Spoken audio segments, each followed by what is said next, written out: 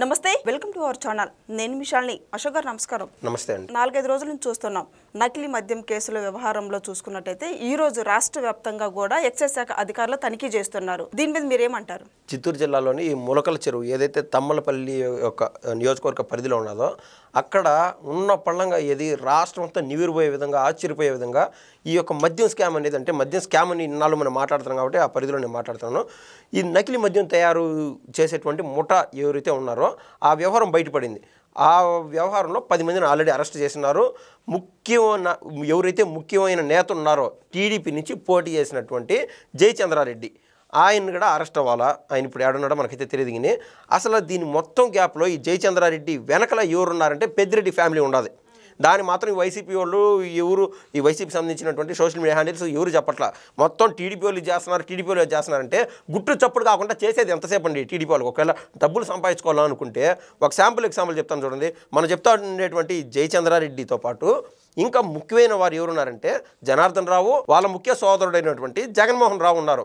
వీళ్ళ విషయం ఒకసారి మనం ఆలోచన చేసి చూస్తే ఈ జనార్దన్ రావు వచ్చి 2012 ఆ సమయంలో ఆ టైంకి ఐపీ పెట్టేశాడు. అంటే డబ్బులు అన్ని ఇబ్బందులు పడి ఫ్యామిలీ ఐపీ పెట్టినాడు. కాలక్రమేపీ ఏమైందంటే వాళ్ళ తమ్ముడి దగ్గర కొద్ది మేర డబ్బులు తీసుకొని అప్పటి నుంచి నకిలీ మద్యం లేకి దిగినట్టుగా మనకైతే వార్తలు అందుతూ ఉన్నాయి. ఇన్నాళ్ళు పట్టించుకోవాలా అంటే ఏ ప్రభుత్వాలు ఉన్నా కూడా అంటే గుట్టు చప్పుడు కాకుండా వ్యాపారం చేసుకుంటూ వచ్చాడు. ఏది ఏమైనా కూడా ఈ వైసీపీ వాళ్ళు వీళ్ళు అవాకులు చవాకులు వెళ్తూ ఉన్నారు కదా, అదో మీరు స్కాములు చేస్తున్నారు, మీరు అది చేస్తున్నారని దేనికి ప్రూఫ్స్ లేవు. ఇప్పుడు ఒకవేళ ఈ టీడీపీ పార్టీకి సంబంధించినటువంటి ఈ నాయకులు ఉన్నారు కదా, వీళ్ళ దగ్గర ప్రభుత్వం ఉన్నది, ఇది వ్యవహారమే బయటికి రాకుండా దాన్ని క్లోజ్ చేయొచ్చు కదా.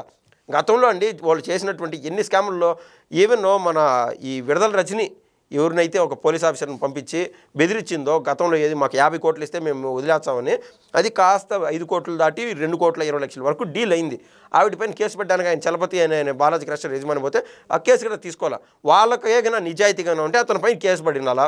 ఫార్ సపోజ్ ఏమైనా బూతులు తిట్టేటువంటి పెద్ద పెద్దవాళ్ళు ఎవరు బోరగడ్డనీళ్ళు వాళ్ళపైన ఎప్పుడైనా కేసు పెడితే తీసుకున్నారా? అప్పుడు మంచి పేరు వచ్చింటుందా లేదా ప్రభుత్వానికి? ఒరే మనోడైనా పగోడైనా తప్పు చేస్తే శిక్షిస్తారా? ప్రభుత్వ అధినేత అంటే చీఫ్ మినిస్టర్ స్థాయిలో రాష్ట్రం అంతా ఒక తండ్రిగా అయితే భావించాల్సినటువంటి పరిస్థితి. ఆయన చేసే మంచి పనుల వల్ల ఉండాలి. కానీ ఒక పక్క గతంలో 38 మంది నుంచి 40 మంది ఒకే చోట చనిపోయినటువంటి దాఖలాలు మనం చూసాం. కల్తీ మద్యం దాంట్లో ఏం స్పిరిట్ కలుపుతారో ఏం కలుపుతారో తెలియదు. కానీ తాగుతారో, పొద్దునే ఉన్న పళ్ళంగా అందరూ చచ్చిపోతారు. ఇలా దేనికంటే మనం ఏదైనా ఒక ప్రోడక్ట్ కొన్నప్పుడు దానిపైన ఐఎస్ఐ మార్కు, హాల్ మార్కు ఇవన్నీ ఉంటాయి కదా, అలా క్వాలిటీ ఉంటేనే ప్రజలు కొనాలా. వీళ్ళకి ఆ బ్రాండ్ పాడు లేకుండా వీళ్ళు ఏ 18 రూపాయలకో 15 రూపాయలకో 30 రూపాయలకో తయారు చేసేది యాజ్ ఇట్ ఈస్. ఏవేనో మనం ఆడిన రైల్వే స్టేషన్లో కానీ బస్ స్టేషన్లో కూడా పోతే ఇవాళ ఎవరైనా మీరు తాగే ఒక వాటర్ ఏదైతే ఉంటుందో పెద్ద పెద్ద కంపెనీలు అనుకోండి, ఆ పెద్ద కంపెనీలు వచ్చిందా వాటర్ బాటిల్ తెలియట్లే, ఏడు లోకల్లో తయారవుతుందో తెలియట్లే.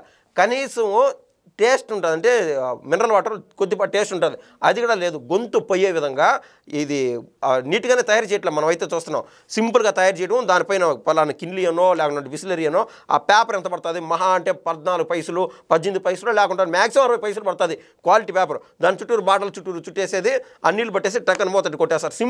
సింపుల్ అనమాట. ఈ రకాన రాష్ట్ర వ్యాప్తంగా కాదు దేశవ్యాప్తంగా కల్తీ అవుతున్నటువంటి ఈ క్రమంలో ఇదే మాత్రం ఇంకొక రోజు వీళ్ళు ఏదైతే కల్తీ మద్యం తాగి చచ్చిపోతే వాళ్ళు మన వాళ్ళే కదా, టీడీపీ వాళ్ళు కదా అని చెప్పి ఈ రోజుగానే వదిలితే ఆ చచ్చిపోతే అప్పుడు ప్రభుత్వానికి ఎంత చెడ్డ పేరు. మనోడైనా పగోడైనా ఎవరైనా సరే తప్పు చేస్తే తోలు తీసేస్తానని చెప్పి నారా చంద్రబాబు నాయుడు గారు ఏదైతే గతంలో మాట ఇచ్చినాడో ఎన్నికల హామీలో భాగంగా అది ఆజిటీస్ నెరవేర్చుకుంటున్నాడో. వైసీపీ వాళ్ళకి చెప్తున్నా, వీళ్ళు ఏ రేంజ్లో మీరు ట్రోల్స్ చేసుకుంటారో, ఏ రేంజ్లో సోషల్ మీడియాలో తిప్పుతారో. ఈ టీడీపీ వాళ్ళు ఉన్నారు, పలానా 12 మందిని అరెస్ట్ చేశారు, ఈ ఎక్సైజ్ అధికారులు ఈ 8 మందిని అరెస్ట్ చేశారు, రోజు వార్తలు వింటానే ఉంటాం. ఏ మంచో చెడో ఈ తంబలపల్లి కేంద్రంగా, ఈ ములకల చెరువు కేంద్రంగా ఏదైతే ఈ యొక్క రాకెట్ నడుపుతున్నారో, అంటే 1,70,00,000 పైన ఆడున్నటువంటి కాలిబాటలు కావచ్చు లేకుంటే మిషనరీ కావచ్చు, దానికి సంబంధించి సీజ్ చేసేసారు పోలీసులు. ఈ కనెక్షన్లన్నీ కూపిలాగితే ఒక చోట తణుకు కూడా ఉన్నది వీళ్ళ కనెక్షన్, ఈవెన్ విజయవాడకు సంబంధించి ఉన్నది. సో విజయవాడ కేంద్రంగా ఈ యొక్క ఎక్సైజ్ శాఖకు సంబంధించినటువంటి ముఖ్య అధికారులందరూ కూర్చొని రాష్ట్ర వ్యాప్తంగా దాడులు చేయాలా, అది ఏ పార్టీ వాడైనా సంబంధం లేదని చెప్పి బాబు గారు ఫ్రీ హ్యాండ్ ఇచ్చేసినాడు ఈ ఎక్సైజ్ శాఖకి. సో వీళ్ళందరూ రాష్ట్ర వ్యాప్తంగా ఎక్సైజ్ అధికారులు ఎవరైతే తప్పు చేశాం కూడా, వాడు మనోడా చెడ్డోడా మంచోడా అనేది అనవసరం. తప్పు చేస్తా ఉంటే ఎవడైనా శిక్ష అర్హుడే, అది ఏ పార్టీ వాడైనా అని చెప్పి ఈ ప్రభుత్వం యాజ్ ఇట్ ఈస్ ముందుకెళ్తుంది. దాంట్లో ఎటువంటి తప్పు లేదని నేను భావించేదేంది, ప్రతి ఒక్కరు మనం స్వీకరించాలా.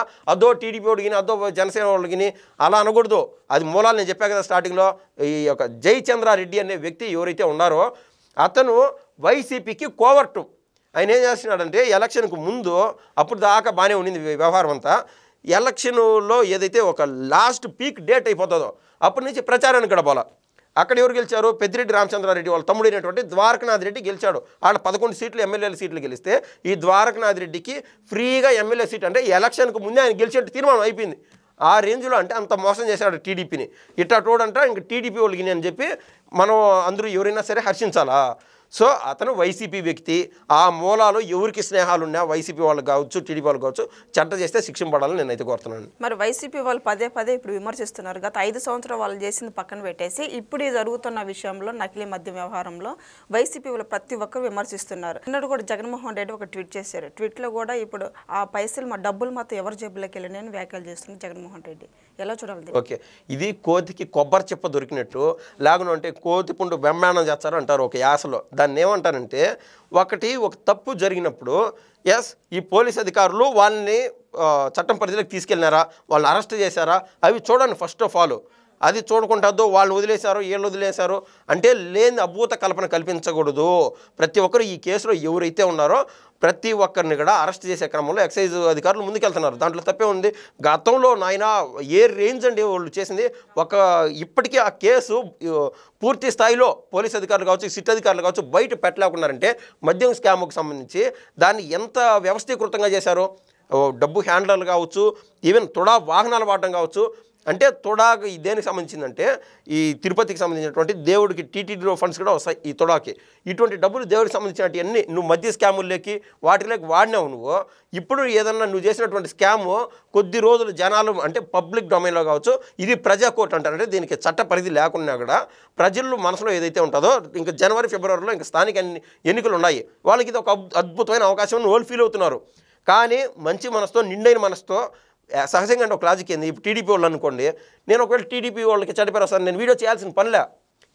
బాబు గారు కరెక్ట్ డిసిషన్ తీసుకున్నారు, సీఎం హోదాలో అద్భుతంగా పనిచేస్తున్నారు, అది నేను చెప్పాలనుకుంటున్నా. అలా కాకుండా నేను చాలాసార్లు చెప్పాను, ఒక మనిషికి ఏదో ఒక క్యాన్సర్ ఉంటుంది, ఈరోజు నిద్ర పట్టదని చెప్పి మనం పెయిన్ కిల్లర్ టాబ్లెట్లు పాడు తింటా ఉండి 6 నెలలు 8 నెలలు జరిపితే వాడు ఏదో ఒక చచ్చిపోతాడు. ఈ రోజుకి నొప్పి అయినా సరే దాన్ని కోసి తీసేస్తే సర్జరీ వరకు వెళ్ళామంటే అతను 10 కాలాల పాటు బతికేదానికి అవకాశం ఉంటుంది. అలా బాబు గారు వెనకటికి ఏది పిల్లి కళ్ళు మూసుకొని పాలు తాగినట్టు నెమ్మదిగా ఏమీ జరగలేదులే మా ప్రభుత్వాలన్నీ ఆయన చేయాలని అనుకోలే.